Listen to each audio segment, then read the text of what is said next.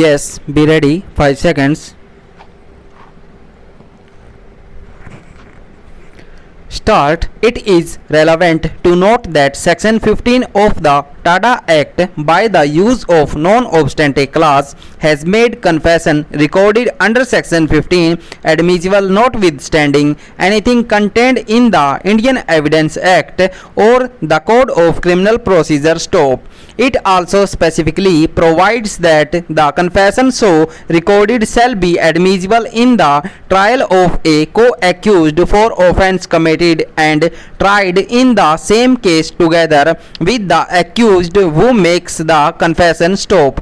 Apart from the plain language of Section 15, which excludes the application of Section 30 of the Evidence Act, this court has in many judgments in specific terms held that Section 30 of the Evidence Act has no role to play when the court considers the confession of an accused made under Section 15 of the Tada Act either in regard to himself or in regard to his co-accused. Stop stanza. The following observation of this court in the above said judgment is as under. Stop. In Sanjay Dutt within bracket Supra, this court held stop. There is no controversy about the facts necessary to constitute the first two ingredients. Stop.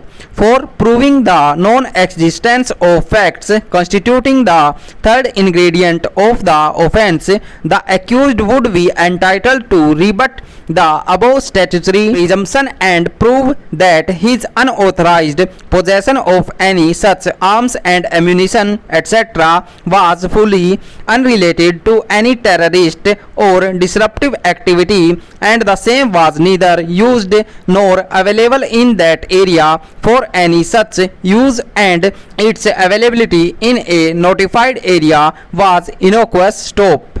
Whatever be the extent of burden on the accused to prove the non-existence of the third ingredient, as a matter of law, he has such a right of which flows from the basic right of the accused in every prosecution to prove the non-existence of a fact essential to constitute an ingredient of the offence for which he is being tried. Stop.